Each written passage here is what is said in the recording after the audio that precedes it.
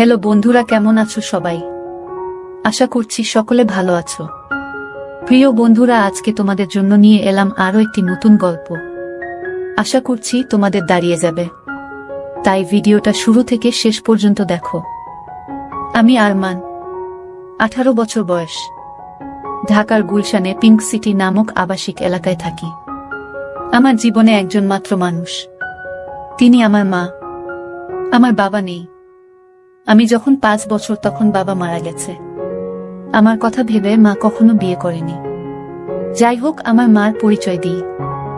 37 বয়সী আমার মা একজন স্কুল শিক্ষিকা। তাও যেমন তেমন নয়, বাংলাদেশের 1 number English medium school and college স্কলাস্টিকার শিক্ষিকা আমার মা। আমার মা প্রচণ্ড স্মার্ট একজন নারী, সব কাজে সে পারদর্শী। আমিও ওই কলেজেই পড়ি। মা একই সাথে বাসার এবং কলেজের সকল দায়িত্ব সামলাচ্ছে সফলতার সাথে। পৃথিবীতে আমার কাছে আমার মার চেয়ে সুগঠিত সৌন্দর্যময় নারী আর একটাও নেই। আমি কখনো মাকে বাজে নজরে দেখিনি, কিন্তু মার যতটাই প্রকাশক সৌন্দর্য, তাতেই বলছি মার চেয়ে বেশি মার কেউ পাবে না। এই বছরেও মার কাছে সব মিলিয়ে 36টি প্রপোজাল এসেছে বিয়ের। কিন্তু মা সবাইকে একই কথা বলে, আমার ভালোবাসা আমাদের মা ছেলের বাইরে কেউ ভাগ পাবে না। আমি মার ভালোবাসায় পাগল। আমরা কেউ কাউকে ছাড়া বাঁচতেই পারি না। এমন কোনো বিষয় নেই যা আমি মাকে বলি না। আমি ছোট থেকেই খুব শার্প। ক্লাস 2তে ভর্তি হবার পর আমরা মা ছেলে কর্তৃপক্ষ ছাড়া কেউ জানে না। কখনো আমরাও এমন আচরণ করি না যে কেউ বুঝবে। এটা মা আর আমি প্ল্যান করে করেছি। আমাদের খুব মজা লাগে। মাকে এখনো দেখতে 25-26 বছর বয়সী মনে হয়। মা সবসময় 3 পিচ পরে, তবে তা হাতা কাটা বা ফুল হাতা এক এক সময় এক এক রকম হয়, তবে খুব টাইট নয়। এতেই মাকে দেখে যে কোনো পুরুষ পাগল হতে বাধ্য। মা প্রতিদিন আমাকে নিজেই গাড়িতে করে কলেজে নিয়ে যায়। আমাদের একটা হোয়াইট স্কোডা আছে। মা নিজেই ড্রাইভ করে। মা বাসায় কাজ করার সময় ওড়না কোমরে বেঁধে কাজ করে। আমাদের ঘটনা শুরু হয় ছিমছাম ভাবে এবং পুরো প্রাকৃতিক উপায়ে ও অ্যাক্সিডেন্টালি। একদিন আমি একটা পড়া বোঝার জন্য মার রুমে ঢুকলাম। রুমে ঢুকেই আমি ও মা সামনাসামনি ও দুজনেই হয়ে গেলাম। কারণ মা মাত্র গোসল করে বের হয়েছে এবং শুধু টাওয়াল পরা ছিল মা। আমি কয়েক সেকেন্ড কোনো কথাই বলতে পারিনি। চোখ মার ওপর থেকে সরছে না। কিন্তু লজ্জা পেয়ে মার চিৎকারে আমিও একটা চিৎকার দিয়ে বেরিয়ে আসি সরি বলতে বলতে। এসে বাহিরের দরজার পাশে দাঁড়িয়ে বলি, সরি মা, আমি পড়া বুঝতে এসেছিলাম, পরে বুঝে নিব। এই বলে আমি আমার রুমে গিয়ে খাটে বসতেই মার দেখা এই পলকে সৌন্দর্য চোখ থেকে সরাতে পারছি না। হঠাৎ বুকটা ধড়ফড় করছে। চোখ পড়ল প্যান্টের দিকে। আমি ভয় পেয়ে গেলাম। দেখি প্যান্ট ফুলে ঢোল হয়ে আছে। আমার মন ভাঙচুর হয়ে যাচ্ছে মাকে এমন রূপে দেখে। কখন যে ঘুমিয়ে গেলাম বলতেই পারি না। ঘুম ভাঙতে দেখি তখন সন্ধে হয়ে গেছে। উঠে ফ্রেশ হয়ে বের হলাম রুম থেকে। সামনে মা পড়ে গেল। ড্রয়িং রুমে বসে টিভি দেখছে আর সালাদ কাটছে। আমায় দেখে হাতে ইশারায় পাশে বসতে বলল। আমি বসলাম। মা একটা হাতাকাটা ব্রাউন সালোয়ার কামিজ পরা ছিল। সুন্দর লাগছে, কিন্তু মার চেহারা দেখে মনটা ভেঙে গেল। আমার স্বর্গতুল্য মাকে নিয়ে কি সব বাজে চিন্তা করেছি আমি, ছি। হঠাৎ মার ধাক্কায় সম্বিত হল। আম্মু, কি হলো বাবা? কি ভাবছিস? চুপ করে। আমি, না আম্মু, কিছু না। তোর জন্য বিরিয়ানি রান্না করেছি, আয় খাবি চল। মা একদম স্বাভাবিক হয়ে আছে, হয়তো নিজেও লজ্জা ঢাকছে। আমি, আজ আমায় খাইয়ে দিবে আম্মু? মা আমার দিকে এক পলক অপরূপ দৃষ্টি করে চেয়ে বলল, আয় কাছে আয়। আমি হাত বাড়ালাম, কিন্তু মা আমাকে অবাক করে দিয়ে হাত ধরে কাছে নিয়ে তার কোলে থাইয়ে বসিয়ে দিল। আমি বুঝতে পারছি না হঠাৎ এমন করলো কেন। কারণ বড় হয়েছি বলে হয়তো এতদিন এমন কোলে নেয়নি, এজন্য অবাক লাগছে। আম্মু, জানিস বাবা, তোকে নিয়ে আমার অনেক স্বপ্ন। আমি জানি মা, আমি বড় মানুষ হয়ে দেখাবো। আম্মু, তুই বুঝছিস না।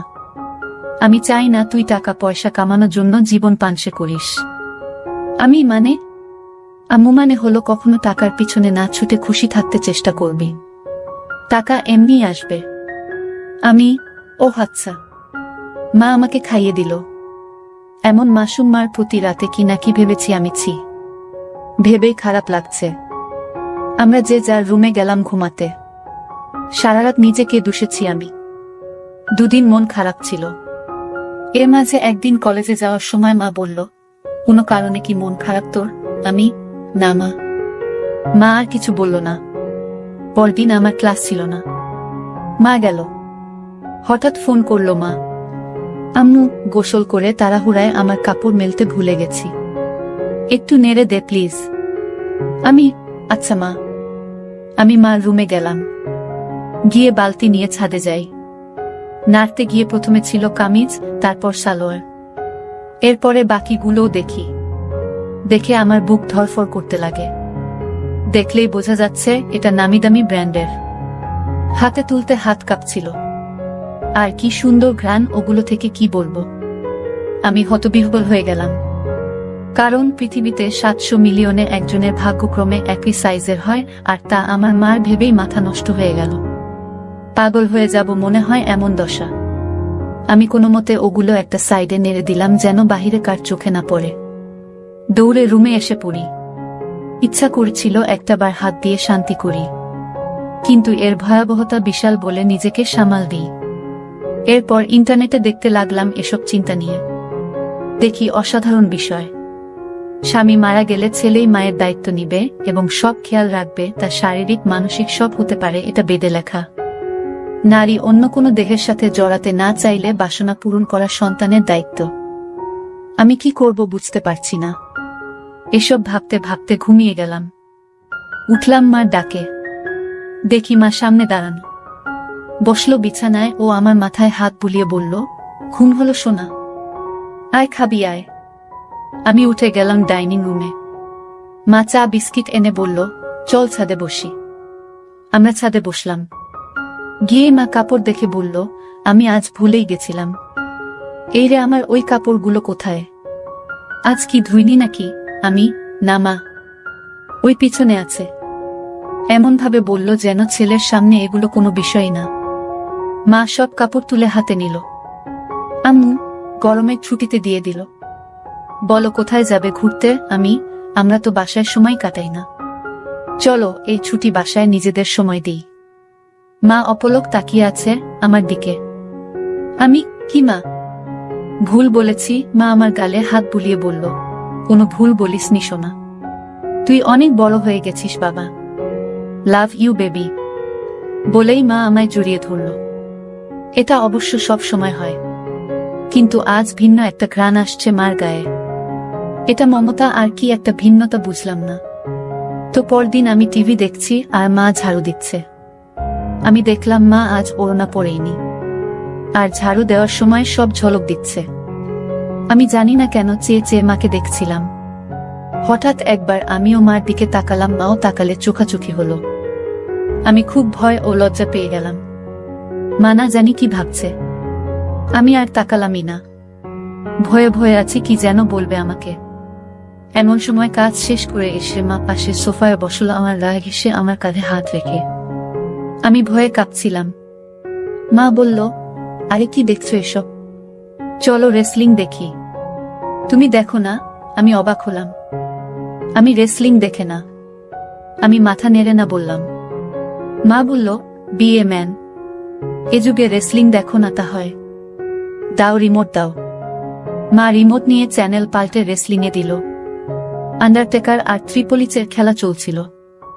মা এত মজা করে দেখছিল যে আমিও কেমন ঘুলে মিলে গেলাম। হঠাৎ করে আমায় বলল, তোমার কাকে পছন্দ? আমি তো দেখি না। কিন্তু আন্ডারটেকার। আম্মু, এই তো আমার ছেলে। সে খুব জোশ। আমি তো হয়ে গেলাম। মার প্রতি একটা কৌতূহল হলো। মাঝে এনিবি ও মার্গারেটের লাইভ হবে এটা বিজ্ঞাপন দিল। আমি মনে করেছি হয়তো মেয়েদের খেলা দেখবে না আমি সামনে থাকায়, কারণ মেয়ে খেলে ছোট কাপড় পরে। কিন্তু মা আমায় অবাক করে দিয়ে আরো গা ঘেঁষে বসে বলল, এবার মজা হবে। বলেই জুস আর পপকর্ন নিয়ে এলো। আমি উঠে যাচ্ছি লজ্জায়। মা আমায় থামিয়ে বলল, আরে বস, মজা হবে এদের খেলায়। আমি মার্গারেট আর তুই এনিবি, ঠিক আছে? আমি, আচ্ছা। খেলা শুরু হলো। দুজন ছোট ছোট সেট পরে এসেছে। মা বেশ মজা করে দেখছে। আমি শুধু মাকে দেখে অবাক হচ্ছি। মাঝে অ্যাড দিলে মা তখন আমার দিকে ফিরে আচমকা বলল, তুমি আমাকে বন্ধু মনে করো? আমি হঠাৎ একটা শুনে অবাকই হলাম। আম্মু, অবাক হবার কিছু হয়নি। উত্তর দাও সোনা। আমার আর কে আছে তুমি ছাড়া? তুমি তো আমার সবকিছু। আম্মু, তাহলে একসাথে মায়ের সাথে ফ্রি হতে সমস্যা হচ্ছে কেন গাধা? এটা জাস্ট খেলা। আসলে ওরা ছোট কাপড় পরা, তাই মা ছেলে একসাথে এসব দেখা, এজন্য লজ্জা লাগছে। মা হাসতে হাসতে শেষ। আম্মু, আরে বোকা ছেলে, আমি না তোর মা। লজ্জা কিসের আমার সাথে? এগুলো অনেক আগের মূর্খ সমাজে চলতো, এখন না। শোনো, আমরা মা ছেলে ছাড়া আর কেউ নেই আমাদের জীবনে। আমরা চিল করব না তো কে করবে বলো? আম্মু, আমরা একসাথে এগুলো দেখলে কিছু হয় না। আর এগুলো পড়ার জন্য এমন লজ্জা কেন? তুই পড়িস না নাকি? আম্মু, আমিও তো পড়ি, তাতে কি হয়েছে?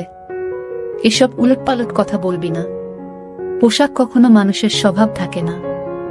মনে বিষ নিয়ে যদি বুরখা পরে ঘোরা হয়, তাহলে বুরখা পরার কোনো মানে নেই। এটা মাথায় রাখবি। আমি মাথা নাড়লাম। এরপর খেলা শুরু হলে দেখা শুরু হলো আমাদের।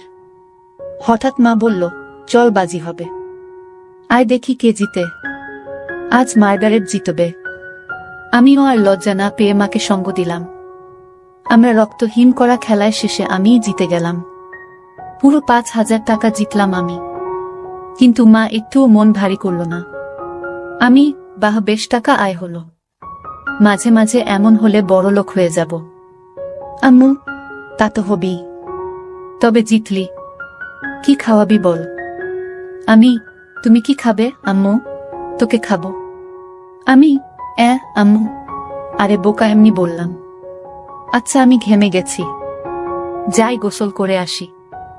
মা গোসল করতে গেল। আমি টিভি দেখছি। হঠাৎ শব্দ মার গলার। আমি দৌড়ে যাই মার রুমে। গিয়ে আবার হয়ে গেলাম। আজ সেদিনের মতো নয়, কিন্তু আজ মাকে সম্পূর্ণ ভিন্নতর দেখলাম। আমি হা করে তাকিয়ে আছি।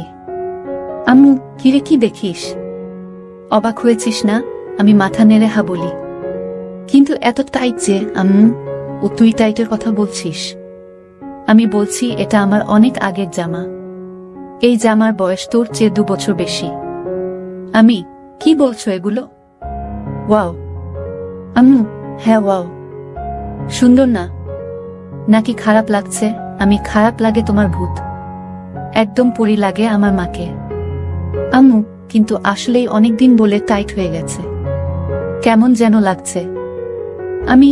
যদি কিছু মনে না করো একটা কথা বলি মা? হ্যাঁ বল। তোমাকে টাইট ড্রেসেই ভালো লাগে। কেন যে সবসময় আলখাল্লা পরে থাকো বুঝি না। মডার্ন যুগের এত ভাষণ আমাকে দাও আর নিজে সেকেলে। মনেই হয় না ইংলিশ মিডিয়ামের টিচার তুমি। হা, আমার বদমাইশ ছেলে। আয় বুকে আয়। ইদানিং তুমি চেঞ্জ হয়ে যাচ্ছ যে, খুব আদর সোহাগ করছো যে। মা আমায় ছেড়ে দিয়ে মুখটা মলিন করে বাথরুমে চলে গেল। আমিতে ভয় পেয়ে গেলাম। কি বলতে কি বলে দিলাম।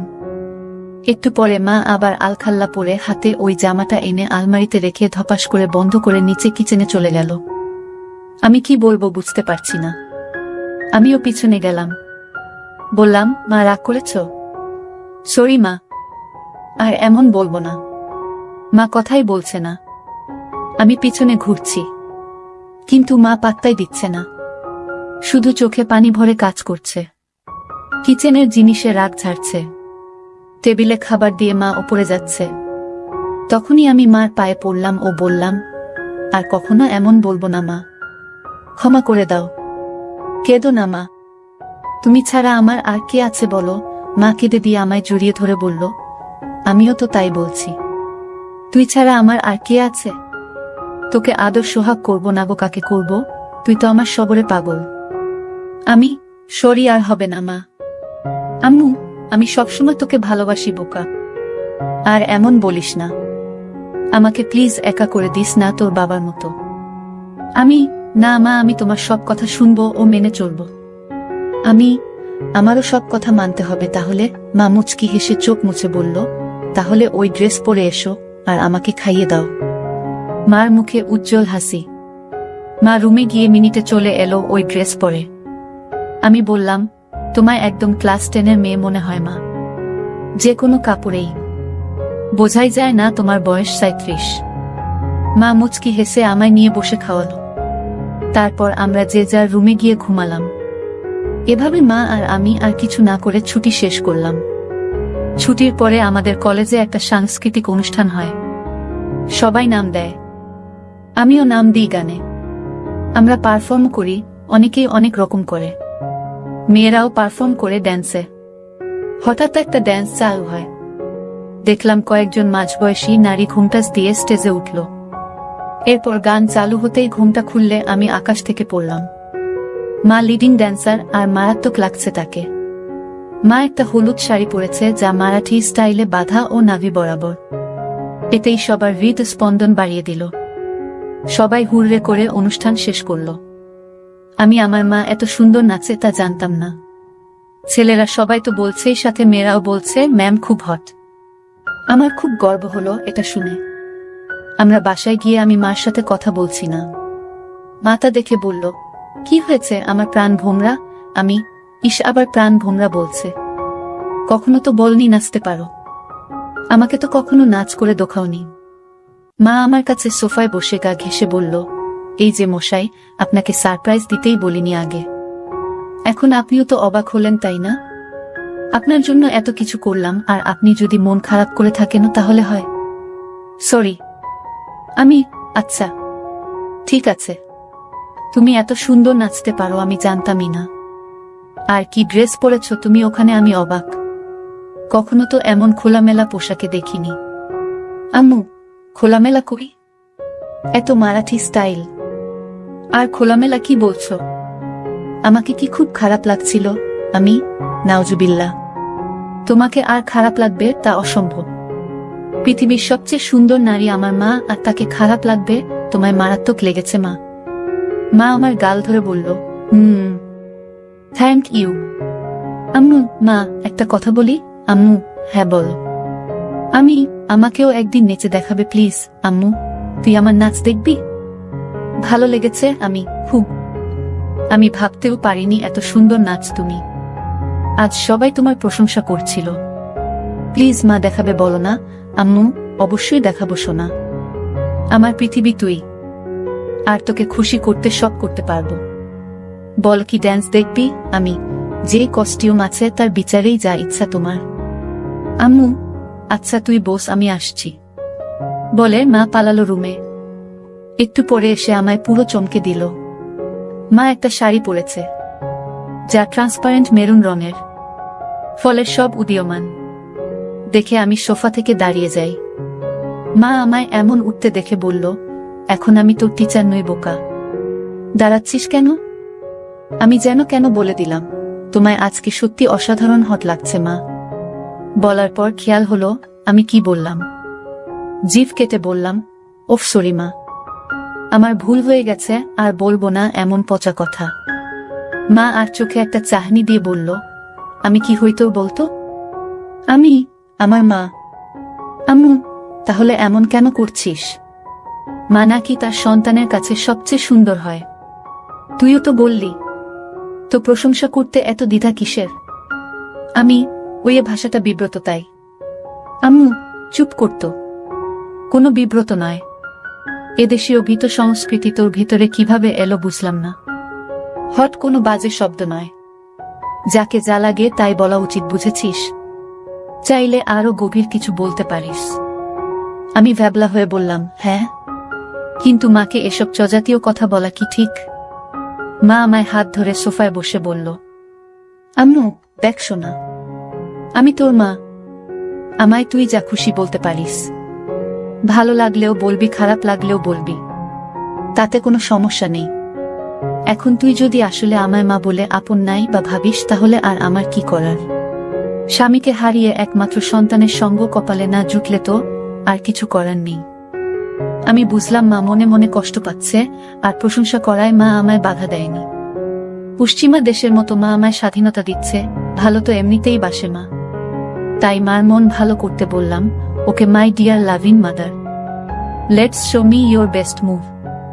মা হেসে দিয়ে আমায় ধন্যবাদ আনতে কপালে হামি দিয়ে বলল, লাভ ইউ মাই ডিয়ার, তোর জন্যই বেঁচে আছি আমি। আমায় তুই বুঝিস বলেই আমি পরিণত মা। বল কোনো গানে নাচব? আমি কাটা লাগা সং। মা চোখ বড় করে বলল, নটি বয়। আমি হেরে যাওয়ার মতো মাথা নিচু করলাম। মা আমার থুতনি ধরে তুলে চোখে লাস্যময়ী হাসি এনে বলল, আমার ছেলে বলবে আর আমি মা হয়ে তা করব না, এটা হতে পারে? বলেই মা কাটা লাগা সং বাজিয়ে পৃথিবীর সকল সৌন্দর্য নিজের ওপর এনে নাচতে লাগলো। সে কি মুভ ও স্টাইলে নাচলো, কি বলবো। মনে হচ্ছিল যেন আমার গার্লফ্রেন্ড হলেও এমন ভঙ্গিতে নাচত না। পুরোপুরি বোল্ড লাগছে মাকে। আমি দাঁড়িয়ে হাততালি দিলাম ও মাকে গিয়ে সালাম করলাম। মা অবাক হয়ে গিয়ে বলল, কি ব্যাপার, সালাম কেন? আমি, কারণ তুমি আমায় এত ভালোবাস, আমায় এত বিশ্বাস করো তাই। এমন সাজে আমি কখনো ভাবিনি তোমায় দেখব, তাও আবার আমার অন্যায় আবদার রেখে এই বোল্ড সং ড্যান্স করলে। তোমার কি খারাপ লেগেছে মা? মা বলল, এজন্যই তোকে এত বেশি ভালোবাসি রে পাগল। তুই খুব মাসুমার, হনেস্ট আর খুবই কিউট। শোনো তাহলে, তুই আমার একমাত্র সন্তান আর একমাত্র সঙ্গী, যাকে নিয়ে আমার জীবন মরণ সব। তোর কাছে খারাপ লাগার কিছু নেই। আমি তোকে ভালোবাসি রে পাগল। আর এমন কেমন বলিস? এটা একদম স্বাভাবিক। আমি চুপ করে রইলাম। মা কয়েক সেকেন্ড আমার দিক তাকিয়ে থেকে বলল, আচ্ছা এখন গোসল করে আসি। মা চলে গেল। আমি আর পিছন দেখার কেমন মনোবল পাচ্ছি না। তবে 10 মিনিট পর হঠাৎ মার ডাক এলো। আমি মার রুমে যেতেই আবারও সেই মুহূর্ত সামনা করলাম। মাকে এরূপে দেখে বুক ধকধক করছে। আমি কিছু বলতে পারছি না, কিন্তু মা আমায় দেখে মোটেও বিচলিত নয়। একটু কড়া কণ্ঠে বলল, বস বিছানায়। আমি কি করব বুঝতে পারছি না। মা এবার আরো একটু কড়া হয়ে বলল, বসতে বললাম না। আমি চট করে বসলাম। মা আরেকটা তোয়ালে দিয়ে চুল মুছে তাতে বেঁধে এসে আমার পাশে বসল। আমি নিচের দিকে মুখ করে আছি। আম্মু, আমার দিক তাকা। আমি তাকালে মা বলল, আমি তোর কি? আমি মা? আম্মু, আমি খেয়াল করছি সেই দিন এমন তোয়ালে পরা দেখার পর থেকে তুই পাল্টে গেছিস। কেন এমন কেন করছিস? আমি সরি মা। আমি আসলে সেদিন একটা পড়া বুঝতে এসেছিলাম। জানতাম না তুমি গোসল করে তোয়ালে পরে বের হয়েছিলে, তাই ঢুকে পড়ি। আর হবে না মা, ভুল হয়ে গেছে। আম্মু, আর একটা কথা বললে একটা চড় মারব। তোকে সারা জীবন এ শিক্ষা দিয়েছি আমি না তোর মা। তুই ছোট থেকে আমায় এমন দেখেছিস, এখন একটু বড় হয়েছিস বলে আর দেখিসনি। তাতে এমন করার কি হলো? কিন্তু এখন তো আমি বড় হয়ে গেছি মা। আম্মু আবার কথা বলে, সন্তান আজীবন মার কাছে ছোটই থাকে। আর তোয়ালে পরে দেখায় কি দুনিয়া উল্টে গেছে? আমায় কি তোয়ালেতে দেখতে এতটাই বিশ্রী? আমি মার মুখে হাত দিয়ে বললাম, না মা, দুনিয়াবি সবচেয়ে সুন্দর তুমি, যা সব কিছুতেই। আম্মু, তাহলে এত কাহিনী কেন? আমি ভেবেছি তুমি আমায় কি নাকি ভাববে, তাই ভয়েছিলাম। আম্মু শোন, আমরা ছাড়া আর কে আছে যে নিজেদের স্পেসটুকু নষ্ট করব? তোয়ালে পরে দেখলে কিছুই হয় না পাগল। আয় বুকে আয়। এরপর মা বলল, তোর খিদে লাগেনি? যা ড্রয়িং রুমে বস, আমি আসছি। আমি অপেক্ষা করছি। মা এলো কিচেনে, রান্না করছে আর গুনগুন করে গান গাইছে। আমি পিছন থেকে জড়িয়ে ধরলাম মাকে। পিছন তাকিয়ে দেখে আমি হাত সরিয়ে নিই। মা মুচকি হেসে আমার হাত ধরে গান গাইতে থাকলো। আমি আগে কখনো এত খুশি হয়নি। আম্মু, আমার জীবনে এমন একটা ছেলে থাকলে খুশি হব না? বল কি খাবি? আমি স্যুপ। আম্মু আচ্ছা যা টিভি দেখো, আমি আসছি স্যুপ নিয়ে। আমি বসে টিভি দেখছি। মা স্যুপ এনে আমায় খাইয়ে দিল, ও নিজেও খেলো। আম্মু আচ্ছা আমার কিছু শপিং করতাম, তুই থাক একটু বাসায়, আমি চলে আসবো তাড়াতাড়ি। মা শপিং করতে চলে গেল। এলো অনেকগুলো ব্যাগ নিয়ে, সব নিয়ে সোজা রুমে রেখে এলো। আমি, কি কিনলে? আম্মু, এমনি কিছু জিনিস। মা এড়িয়ে গেল। বুঝলাম হয়তো নিজের কাপড় কিনেছে। তা তো আর ছেলেকে দেখানো যায় না। যাই হোক, পরদিন কলেজে যাওয়ার জন্য গাড়িতে বসে আছি মার জন্য। মা গেট লাগিয়ে যখন গাড়িতে এলো তখন আমি আকাশ থেকে পড়লাম। মা একটা হলুদ ট্রান্সপারেন্ট শাড়ি পরেছে ম্যাচিং ব্লাউজের সাথে। আমি আকাশ থেকে পড়লাম মাকে এমন রূপে দেখে। মা আমার চেয়ে থাকা দেখে বলল, কি হলো, এমন তাকিয়ে কেন আছিস? আমি, তুমি অনেক পাল্টে গেছো মা। মা মুচকি হেসে বলল, এটা কি তোর খারাপ লাগছে? আমি, আরে না না, আমার কাছে উল্টো ভালো লাগছে। মা চোখ কুঁচকে বলল, ভালোটা আবার কেন? আমিও চাই তুমি নিজের জীবন সাজাও, ভালো ও খুশি থাকো। পোশাকটা না হয় তারই শুরু।